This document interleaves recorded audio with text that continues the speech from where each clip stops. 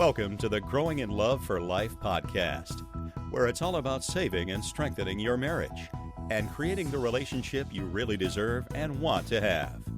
And now, from growinginloveforlife.com, relationship and marriage coach and best-selling author, your host, Liam Naden.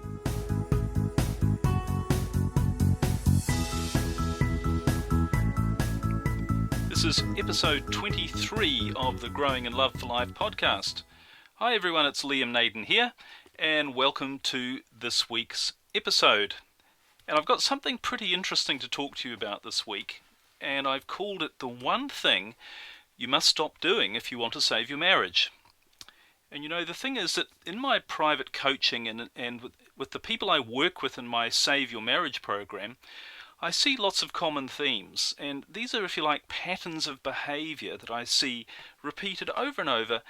And it's very, very good, because one of the things it does is it allows me to see very clearly what does work and what doesn't work if you want to save your marriage. And not only if you want to save your marriage, but if you want to turn it into what I call the only sort of marriage worth having, and that's a great one. So what I'm going to talk about today is one of the main things that I see virtually everyone do who's in trouble in their marriage. And this not only turns out to be wrong, but it makes the situation much worse, and usually, in fact almost always, without people realizing it. But I'd go so far as to say that if you don't stop doing this, then you virtually have no hope of saving your marriage. So we're going to talk about what it is and what you can do to stop doing it in a minute. And the thing is, I've found this to be especially true of situations where one of the people in the marriage wants to save it and the other one doesn't. And in many ways, this is probably the most difficult situation anyone could ever face in their marriage. And if you're in that situation, I'm sure you'll agree with me. Because after all, what's happening is you're dealing with two people who want completely different things. So if you're the one who wants to stay, and I'm assuming that it is you if you're listening to this, and your husband or your wife wants to leave, then you're probably in the situation of feeling that no matter what you do to try and save your marriage, nothing's working. And in fact, whatever you're doing is probably making things worse, I'd go so far as to say. And I see this all the time, because the problem for most people when they see their marriage starting to fail is they simply don't know what to do. So what I'm going to share with you in this podcast is something that is almost certainly the opposite of what you're currently doing. But surprisingly, you'll find that it's extremely effective. And it's probably something you haven't thought of before, and I find most people haven't, but it really does work. And as we work through the idea I'm going to share with you, it's going to make a lot more sense. And you'll see not only why it works, but how you can apply it in your situation as well. Alright, well, let me start off by asking you a couple of questions. Now, if you're listening to this, you've probably put a lot of effort already into trying to save your marriage. And you're faced with the prospect of it ending for some reason. Perhaps the two of you have just drifted apart. Perhaps it's taken time and you're just not connecting the way you used to anymore. There's no fulfillment or enjoyment in your marriage. But also perhaps there might have been some catalyst moment, and this can often be things such as an affair, or a major argument, or something that's happened or is happening that suddenly brings your whole marriage into a completely different space and brings it to a crisis point. But whatever the reasons why you're listening to this, and whatever the reasons why your marriage is failing, here are two questions that I want you to just think about and answer very honestly for yourself. And the first question to ask yourself: have you tried any of the following things to save your marriage? And these things, here they are. Have you tried counseling or therapy? Have you tried discussing your marriage and your problems with your spouse, or at least trying to discuss it with them? Have you pleaded with them? Have you threatened them? Have you told your spouse how you really feel? Have you got angry with them? On the other side, have you done nice things for them? For instance, have you bought them flowers, or have you written love notes to them telling them how much you love them and how you feel about them? Or have you tried to make them feel guilty? So the first thing is to ask yourself, have you done any of those things? All right. Now the second question, and I'm almost certain almost certain the answer to the first question is that you have done at least one or more of those things, if not all of them. The second question is, have any of these things actually worked? Have they had a positive effect in bringing you closer together in your marriage, or in fact have they done the opposite and made things worse? Now I'm sure, as I said, that you have tried at least a couple of those things. And I'm also sure that if you're really honest with yourself, you would say that they haven't worked, have they? In fact, doing these things hasn't brought you closer together, and they haven't really done anything positive to save your marriage. And that's probably one of the reasons why you're here and listening to this. But if all of these things don't work, then what does work? And understanding the answer to that comes down to one thing. And it's the one thing that you must stop doing to save your marriage. And that thing is, you have to stop needing to save your marriage. I'll say that again. You have to stop needing to save your marriage. Now, you probably hear me say that, and I imagine that as you're listening to this, you're probably in quite a stressful state. And the thing you want above all is to save your marriage. And you're probably thinking things like, now, your reaction when I say that is, your reaction is probably things like, but I do need to save my marriage. I love my husband or my wife. I want us to stay together. I can't imagine my life without them. Well, unfortunately, what is going to come across to them when you're thinking these sort of thoughts is that you need them for you to be happy. And that is going to be the worst thing of all in terms of getting them to stay with you. And why that is, we're going to look at a bit more closely later. And why that is, we're going to look at it a little more closely, because this is what happens. These are some of the things that happen when you need to save your marriage. Now, the first thing that happens is it makes you appear desperate. And it also makes you become stressed and unhappy. I'm sure that's the case.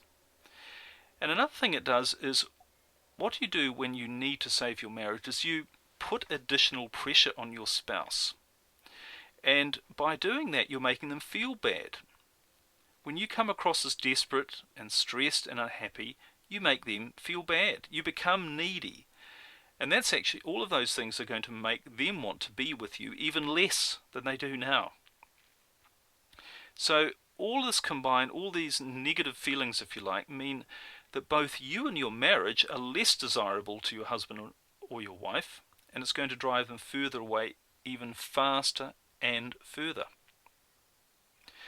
So to really think about this and understand why this is the case, think back to the early days of your relationship or your marriage and ask yourself, when things were going really well, when you were really happy together, did you feel that you needed to be there, or were you there because you wanted to be?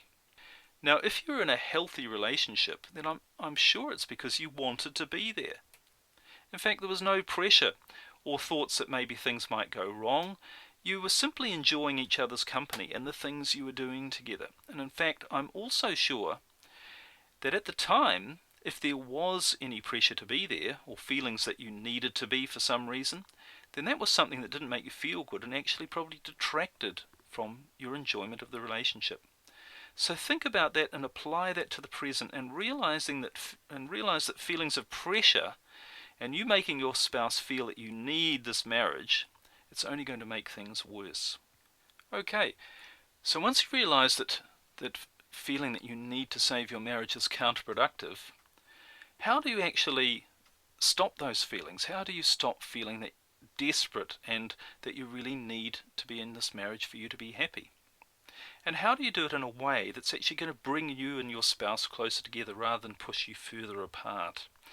Well, here are some ideas on how to really get rid of that needy feeling from your mindset and your relationship. And the first thing is, you've got to understand the difference between wanting something and needing something. And there's a big difference, and most people think they need a lot more than they actually do. Now, we all need food and we all need shelter, but most of the other things we think we need are really only things we just want. So of course you want a great marriage. You want the intimacy, you want the love, you want all of the good things that come from a wonderful relationship. But the truth is you don't actually need those things to survive. In fact, you don't even need a great marriage to be happy. You might think you do, but there are plenty of people out there who are perfectly happy being on their own, or at least not married anyway. And this was something I learnt very strongly when I had a failed relationship, was that I thought that I couldn't be happy without a relationship, and I went through a very stressful breakup. But one day I woke up, and I was very, very unhappy. But one day I woke up and I thought, actually, I'm on my own. I actually feel quite good. And as the days went by, I got happier and happier. And in fact, it was one of the happiest times of my life when I was on my own, for lots of different reasons. But you need to realize anyway that you don't need to be in a relationship to be happy. So understand that obviously you want to be in a happy relationship. You want all the love and affection and intimacy and great things a great marriage brings, but you don't actually need it. Your survival doesn't depend on it. So that's the first thing, is to understand the difference between wanting something and needing it. That's very, very important. The second thing is to understand that need comes from fear.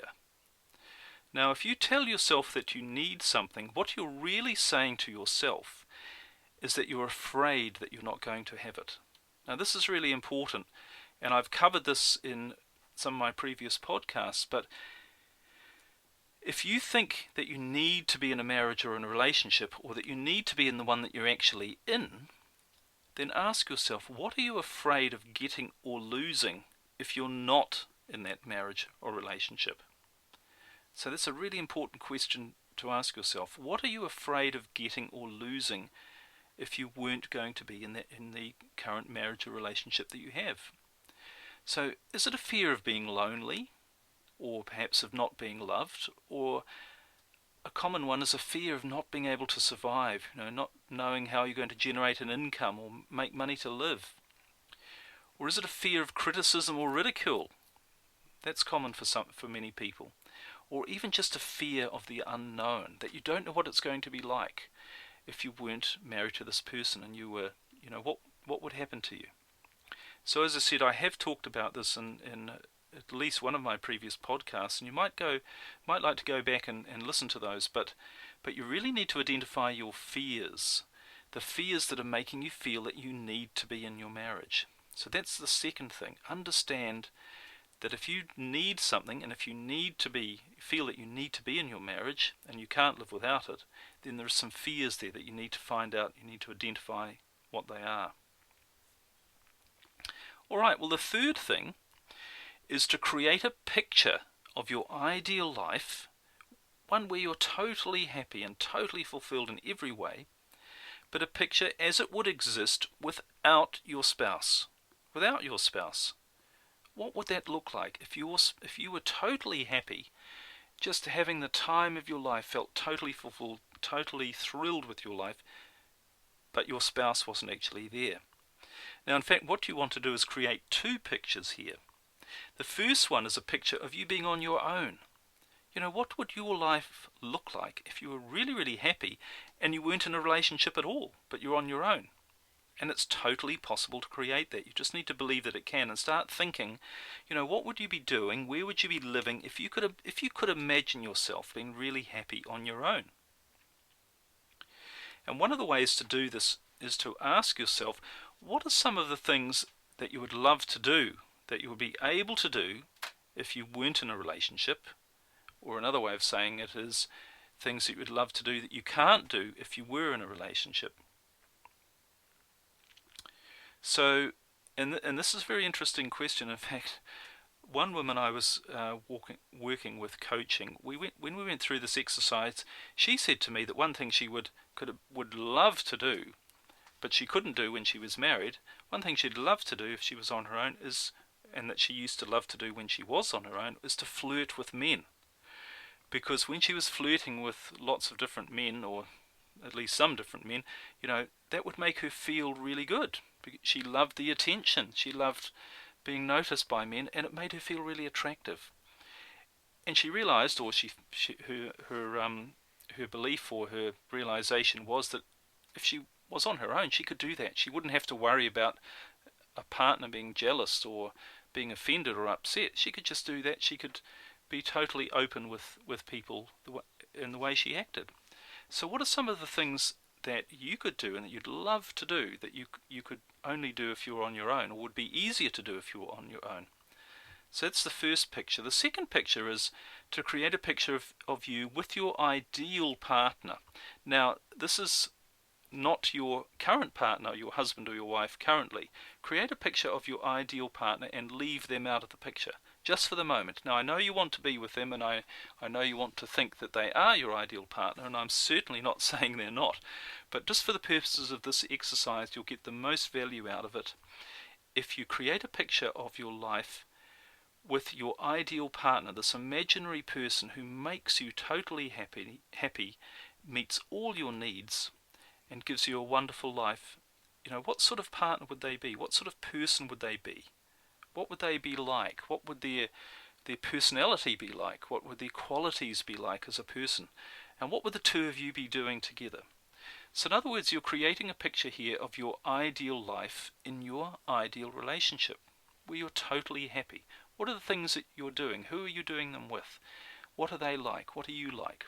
So there's two pictures there to create a picture of your ideal life as it would exist without your spouse. Firstly on your own, and secondly with your so-called ideal partner. And what you're doing really when you do this is you're starting to see an alternative, and you're starting to remove this sense of dependency that your happiness can only be dependent on the situation that you're in with your current spouse, and which is not a healthy thing. Alright, the fourth thing is to stop doing anything that suggests to your partner or your spouse that you need to be in your marriage or your relationship. In other words, stop doing things that make you appear needy. Now we talked about, funnily enough, we talked earlier about all the things that don't work, and all of those things actually make you appear needy and, if you like, desperate to save your marriage, which is all unattractive. We've already realized these things don't work. So stop doing some of these things, and here they are. We'll remind you what the things were that weren't working, so you can stop doing them. So stop discussing your marriage and your problems with your spouse, or even trying to discuss it with them. Remember, it didn't work, did it? Stop pleading with them. That didn't work, so stop doing it. Stop threatening them. Don't tell them how you feel. Did that really work? If you're really honest with yourself, telling them how you feel usually doesn't. Stop getting angry with them. And stop doing nice things for them. Don't buy them flowers. Don't write love notes to them. Don't tell them how you feel. Because if you've done that already, you'll know it doesn't work. So why do something if it doesn't work? So stop doing that. And also stop trying to make them feel guilty. Now, the other thing that I mentioned earlier that you probably found doesn't work, or almost certainly doesn't work, is counselling or therapy. And if you're currently doing some counselling or therapy, obviously I am not saying to you don't seek professional help. Don't go to a counsellor or a therapist. But what I do want to say to you, and with all the disclaimers and legal protection I can give myself, but no, seriously, what I do want to say to you is, if you are going to counselling, if you are doing therapy, then step back from that and ask yourself, is it really helping? Honestly, is it really working? And I don't mean helping in the sense that it makes you feel good for a few minutes to talk to somebody and then you go out and nothing changes. Is your situation moving in a positive direction?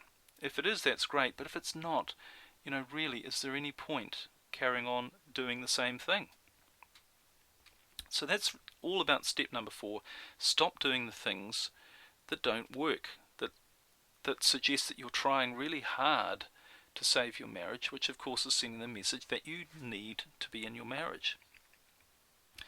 Alright, and the last thing, step number 5, and this really is more about a mindset than anything else, but step number 5 is to really realize that the battle to save your marriage, and it probably feels like a battle that you're going through, but you've got to realize that the battle to save your marriage is not actually a battle between you and your spouse. It's actually a battle with yourself. You know, I've said this a few times, but you don't need your marriage to be happy. I mean, look at it this way. If your spouse walked out tomorrow, or something really dire happened, they got run over or something terrible, it's not good to mention these things, but I'm just being honest here. But if something happened tomorrow and you never saw your spouse again, does that mean you'll never be able to function or live or be happy for the rest of your life? Seriously, you need to look at that.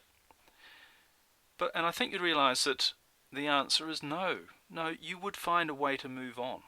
In fact, and this happens for a lot of people, you might even find greater happiness than you ever thought was possible.